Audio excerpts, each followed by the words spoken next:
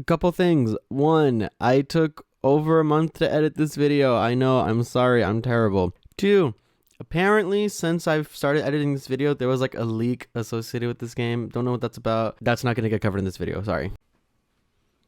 Hello, I look absolutely hit today. Please let me rock. Hello, welcome back to the channel. My name is Alstroem. So, very recently we had National Pokemon Day on February 27th, which also meant a new Pokemon Presents. And of course, I recorded myself watching it because I need something to post. Oh my gosh, it's the pretty man from the last Pokemon Presents that I made a video about. Now, this video is not going to act as like a full, complete, comprehensive look through of the Pokemon Presents because, to be perfectly honest, a lot of the content didn't really get my attention much. The fans of Pokemon that mainly use the app games, y'all eat every Presents because like the first fourth of it is taken up by your guys' updates. Stuff for Pokemon Go, stuff for Pokemon Cafe. Pokemon Sleep has Darkrai and Cresselia now, which was news to me because in my mind, you have a Pokemon game about sleeping and you have two deities that exist as representations of dreams and nightmares.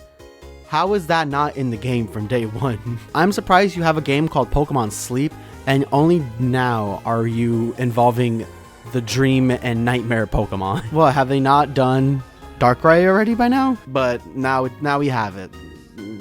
Yay. Aside from the app updates, they announced a new game, Pokemon Champions. It seems like a spiritual successor to Battle Revolution, or at the very least, it's the closest thing we have to a spiritual successor for Battle Revolution. Basically, the way that they presented it, it seems like the game is about nothing but battling, and you can use Pokemon from your Switch games, from Sword and Shield, from Scarlet and Violet.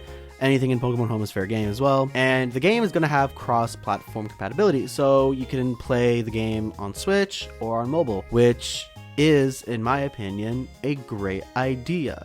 And I think Nintendo needs to invest more into cross-platform titles, especially with the new Switch console coming out soon. They should put a lot more into that because I think that would really help boost their numbers.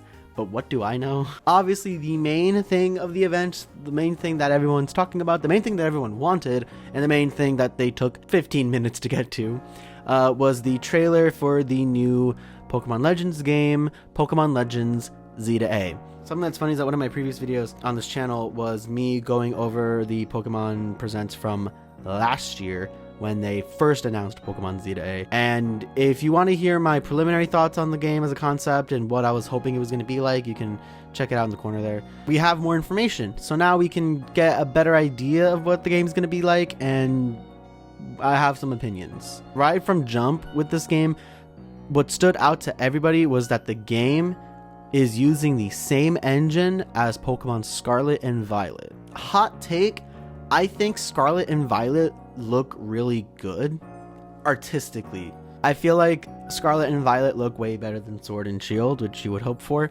But the main problem that everyone's having with Z to A being on the Scarlet and Violet engine is that Scarlet and Violet infamously runs like dog shit. I'm sorry, that's very harsh, but it's the truth. As someone who loves the game and plays it a lot, it runs like garbage. I'm willing to give Scarlet and Violet the benefit of the doubt because I have a day one Switch and these things are struggling to survive. The battery on this thing is hit, the loading times on this thing are hit, and it doesn't perform the best. So like, I feel like if you have an OLED Switch, maybe the performance issues of Scarlet and Violet weren't as applicable to you, but they certainly were for me. And it's definitely something I'm worried about with this new game. I'm optimistic that they hopefully ironed out the kinks with the Scarlet and Violet engine for this new game. One can hope. Moving on from the engine of the game, something that stood out to people were the selections for the starter Pokemon. Now, in Legends Arceus, the starters were previous starters from previous games, but they weren't all from the same region. They didn't just put all the Sinnoh starters in there again, they actually switched it up. So your choice of starters for that game were Oshawott, Rowlet, and Cyndaquil from gens 2, 5, and 7. Those starters, not from the same regions at all, but they all got new forms. They're pretty cool. I liked how they handled the starters in Pokemon Legends. So this time around, everyone kind of cocked their head a little bit at the reveal of the starters, because the starters for Legend Z to A are going to be Chikorita, Totodile, and Tepig. Oh, the starter! Oh my gosh, wait, we have Chikorita? Let's fucking go. Fuck yeah, I'm going with Chikorita. Fuck you guys. I have feelings about this as well. I do think it's a little lame that we have 2 Generation 2 representations here. I would have been fine with one or the other, and then maybe a game, maybe one of the first gen starters or third gen. Chikorita, Tepig, and Totodile. You'll choose one of There's like a limited number of starters, so you know they can't just, you know, whatever. I find it very interesting that Tepig is their choice, but I kind of feel like they wanted to give underappreciated starters a bit of a chance to shine, which is why Chikorita's there. There's a big problem with the Legend ZA starters, and it's not just Chikorita. Everyone was dogging on my good sis Chikorita, and I need the slander to stop because Chikorita is badass. I like Chikorita. Stop hating on my girl. And mind you, I don't hate the other 2 either. I don't hate Tepig. I'm replaying Pokemon Black right now, and I'm literally raising a Tepig. So trust, I like Tepig, and Totodile is cool, but I do find it a little frustrating that everyone's complaining about Cyndaquil being left out because he's the only Gen 2 starter that's not in this game as a starter. But did you guys forget that he was in the last game as a starter? Like literally he's in the last, like, you already got Hisuian Typhlosion. What more do you need? But I do think it's really funny how Game Freak has every Generation 2 starter in this new game as a starter, except for the one that effectively got canceled on Twitter. Which, if you want more information about that, video for you. They can't keep him down forever. He'll make a comeback. I'm someone who is very invested into the lore of the games. I really get into the stories.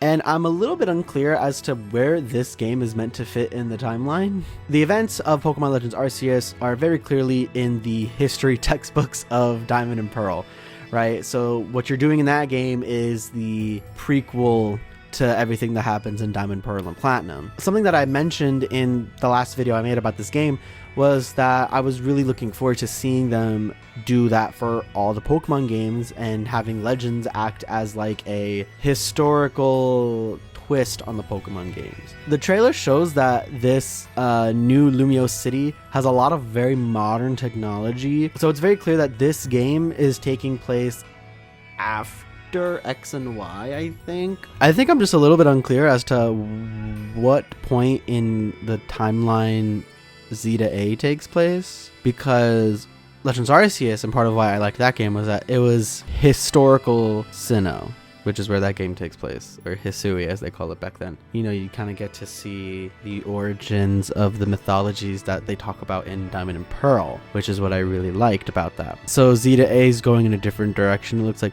which is fine. They don't all have to be the same thing of like take a game's generation and then go to its past, but it's very clear if you watch my last video on it, that's what I thought they were doing. But sure, I'm gonna give the game this. It has never played into our expectations because no one was expecting the new Legends games to be about Gen 6, and no one was expecting it to take place after the games, but this game continues to surprise us, so who knows? Another thing I saw people on Twitter talking about was how one of the characters in Pokemon X and Y, his name is AZ, he's in the thumbnail for the last video. He is a very interesting character because his plotline is basically about how he made a weapon and like destroyed everything and potentially committed a genocide. Now in this game, he's just running a hotel. And if this game takes place after X and Y, then that's very interesting. Now, obviously, it's Pokemon. They're not going to say outright that he did a genocide, but it's like, it's very heavily implied. I mean, his own Floette was disgusted with his actions, so like...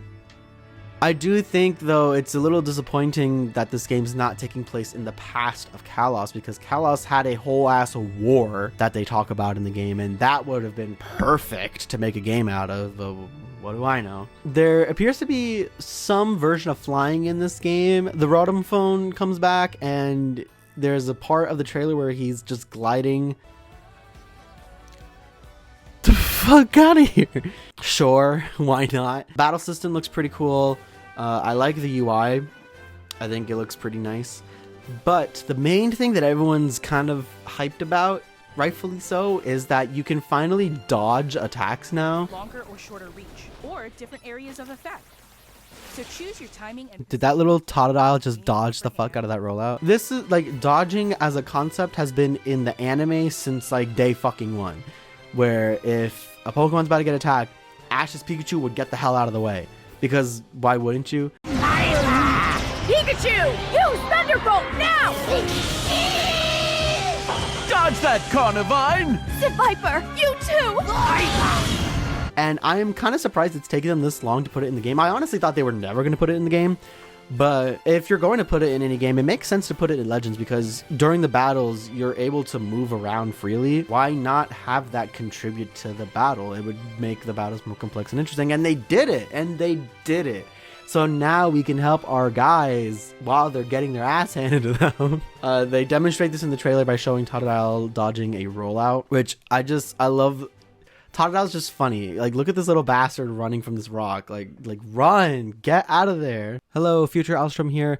I took so long editing this goddamn video that Nintendo had enough time to put together a whole direct and live stream it. And I just so happened to record my reaction to the direct, although my OBS had awful settings, so the frame rate is like 2. But the direct did happen to have some news in regards to Pokemon Legends Z to A, so I figured since I have the time, let me just include my reaction to that in this video just to cover all my bases. I'm not gonna have time to give commentary on it, but basically the battle league seems cool. I'm a little bit concerned because it seems like a lot of the game is going to take place in the city, and I hope that there's going to be more to do outside of the city. But in any case, here's my reaction, and then once the reaction ends, back to the conclusion of the video. Okay. Anything new? ZA, a new title in the Pokémon series. Here you go with that fucking phone again. The setting is this metropolis that also appeared in the Pokémon X and Pokémon Y games. Yeah, Luno fucking City. 11 years ago. The city's aura transforms.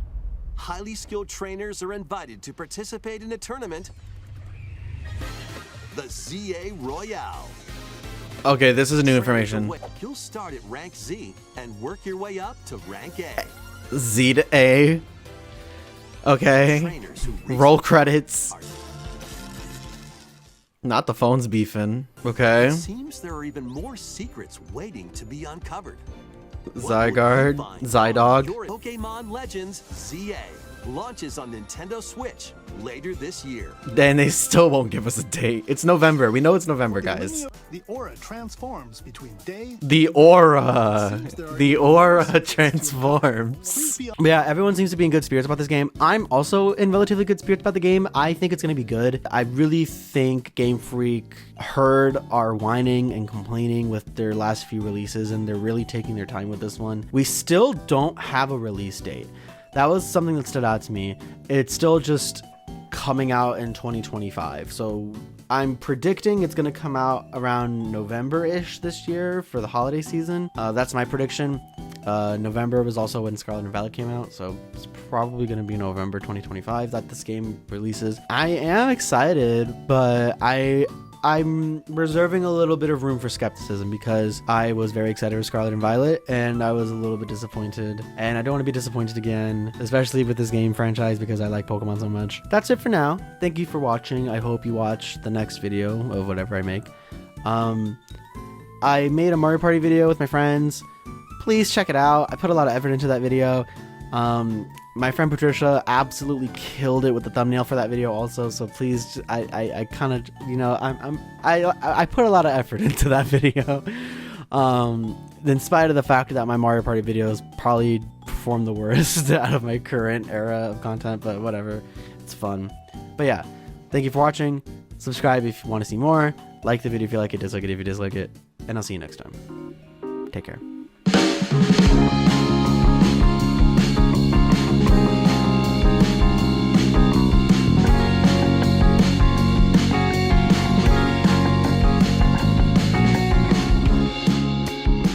Could I be more? was something